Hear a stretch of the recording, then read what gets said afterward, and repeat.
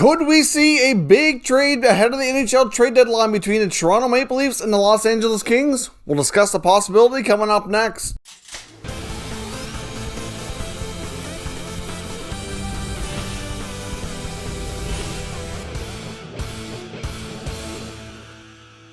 So welcome back to another video here at Top Shelf Hockey. Now, as I mentioned, we have a pretty big trade rumor here from Dave Pagnotta of thefourthperiod.com indicating that the Maple Leafs and the Kings have had some trade discussions as of late, and the Leafs might have some options on the table that they can consider ahead of the deadline. Now, we've talked a lot about what they might do in a few other videos here, talking about some forwards that they could target, whether or not they'll be in the market to try to add a defenseman as well. Obviously, they're trying to jump through hoops to deal with their salary cap situations, as a lot of teams are right now. Certainly no easy task. But one big concern I know a lot of fans have had, and I do think it's fair to say the team has had to some degree as well, is between the pipes. I mean, Freddie Andersen has not been what he needs to be. He has not been good enough this year, and really the past couple years, I think it's fair to say that he has been inconsistent. I mean, there's been times when you can make arguments that he was their MVP, especially a few years back when they first started getting into the playoffs after starting the end of the rebuild, when you're getting Matthews and Marner and those guys and Nylander kind of into their lineup, year one, year two, when they were getting into the playoffs in the beginning. Freddie Andersen was a much better goaltender back then, and you could make an argument that he was a huge part of it. And maybe they wouldn't have made the playoffs without him. And, now it's a different story. Now they're scoring their way to the playoffs, and lately they've been defending their way to the playoffs too. I got to give them credit. Their blue line has come a long way with all the changes they've made over the past few years. This is the best version of the blue line we've seen in Toronto in quite some time. Now, it could even possibly get better if some of the rumors ahead of the deadline come true and they do make another defensive style defenseman acquisition to add back there. Now, of course, as we've known before, Kyle Dubas has made it clear that he's going all in this year. He feels they have an excellent shot at winning the North Division, which puts them to the Final Four into the semifinals for the Stanley Cup in their attempt to end their 54-year Stanley Cup drought. Now, obviously, they haven't won a playoff series in some time, so it would be quite a feat to go from, not winning a playoff series in, I can't remember how many years it's been, but it's been quite a while now, to going all the way and winning a Stanley Cup if they were able to do that. But there's certainly their fans have been patient and, are long overdue for some major cause for celebration. So we'll see what Dubas can do this year, and if the players on the Leafs can make it happen. Hard to say. They're going to have a lot of tough competition, but it's up to the management team to give them as best chances they can to win with the roster they can put on the ice. Now, the trade rumor in the Kings and the Leafs here that we're going to talk about involves them acquiring Jonathan Quick possibly from LA. Now, we know that Jonathan Quick is a 35-year-old goaltender with a couple Stanley Cups to his name. Obviously, like Freddie Andersen, has had his times of being somewhat inconsistent the past few years as well. Certainly not putting up the stats he did when he was winning Stanley Cups and being in contention for the Vezina Trophy on a consistent basis there for a few years. But certainly, at this point, could be looked upon as being an upgrade to what Freddie has brought them so far between the pipes. Of course, there's lots of familiarity with Jonathan Quick on the team already. Of course, Jack Campbell, his former backup in LA, is in Toronto. Jake Muzzin is there. They can testify to the character and what Quick can bring to the team on and off the ice. So there's lots of familiarity there, that's for sure. And this would make the third year in a row at the deadline that the Kings make a trade with the Leafs if it indeed does take place. Last year at the deadline, they picked up Kyle Clifford and Jack Campbell. Of course, the year before was the Jake Muzzin trade. So these two teams know each other quite well when it comes to their GMs talking trades. There's lots of familiarity there. Now, the big difference between Quick and Andersen, obviously Quick's a little bit older, but he also comes with more term. And Freddie Andersen's a pending UFA, and his status, even if he does not get traded in Toronto, is certainly at best a big old question mark. We don't know what free agency he's going to bring for Freddie. Certainly not a good time for him to be having another inconsistent down season when he's going to be looking for a new contract next year.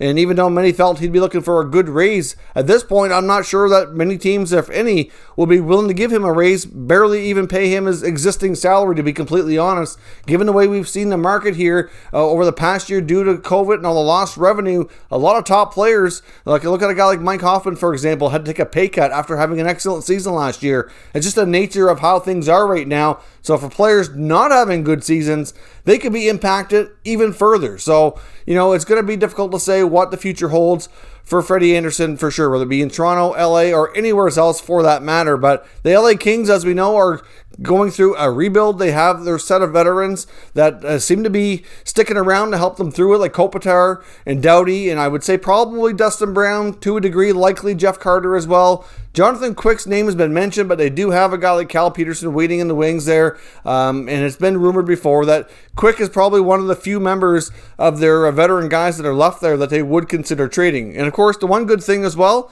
is that he does not have any trade protection in his contract, and neither does Andersen. So from that standpoint, they don't need anybody to sign off on anything. So if the teams want to make the deal, then the deal would be had. Now, there's no guarantee here that this is going to be a one-for-one trade. And to be completely honest, there's no guarantee that Freddie Andersen even ends up going to LA. I mean, we know right now he's out injured. If that injury turned out to be long-term enough that they could place him on long-term injury reserve and maybe he doesn't play the rest of the regular season, maybe he's not even part of the package that goes to LA. It's really difficult to say.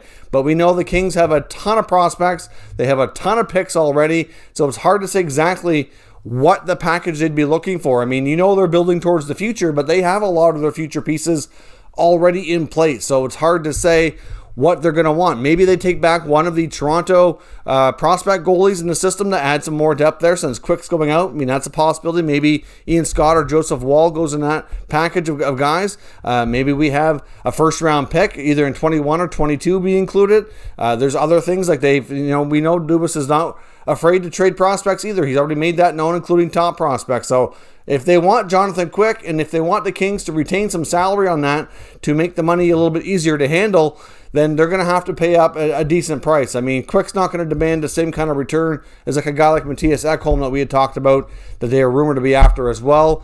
It's hard to say, but another piece that could be involved here as well if the Kings and the Leafs do hook up on a deal would be forward Alex Iafallo. I mean, we talked about Leaf trade targets a few days ago, looking at some athletic articles between James Myrtle and Jonas Seigel. And, one of those pieces, they actually had Alex Iafallo as the preferred winger that they felt the Leafs should go after. So he would be a great fit. Now, no guarantee LA wants to move him. The rumor is that they want to have some contract discussions with him on an extension because he is a pending UFA. He could be a rental for the Leafs. But as I said, they might sign him and keep him. Hard to say. But if they decide to move on and they get a good enough package in return, they could possibly get the forward they need and an upgrade in goal, or at least what appears to be an upgrade in goal for the short term. They could run with Quick and Campbell here, the old tandem that we had in LA before. So certainly some very interesting trade rumors to take a look at here. So I don't know what would all be involved for the Leafs to give up here. I know when it comes to roster players, we've seen them lose Jimmy Vesey to Vancouver and then Travis Boyd to Vancouver today, both on waivers. So there's a couple of pieces that could have been trade chips that are not with them anymore. Of course, we've got a guy like Alex Kerfoot, seems to be one of the prime members of the active roster that could go. Maybe a guy like Pierre Engvall, another guy who could possibly find himself on the move. Wouldn't be a shock if a guy like Travis Dermott was included. I think it's a little less likely, but it's possible. They do have a lot of more depth on the blue line than they used to. I would think Dermott probably would be a player right now that they prefer to keep for the playoffs, but you just never know. I mean, if the deal is good enough, they might have to. But at the end of the day here, the first round pick to be in there, hard to say. It really boils down to what else the Leafs want to do. And if they decide not to go into the D market, like Chris Johnson of Sportsnet's been saying, and Elliot Friedman's been saying is more like forward, and Johnson saying I wouldn't rule out a D, but they could go after a forward and a goalie here. And no guarantees that Freddie's involved or not. He could go to LA. They let him ride it out for the rest of the year, make a decision from there. Or maybe the Leafs, like I said, if he's hurt long enough, then he can go on LTIR. But right now, that doesn't seem like an option because they're saying Freddie's week to week. So difficult to say when it comes to the injury how that's going to work out. But if the Leafs want to go after Jonathan Quick, according to Dave Pagnotta, they've had discussions around him, and there are some options on the table. He said there's nothing imminent right now. It doesn't sound like anything's getting super close to taking place or anything like that.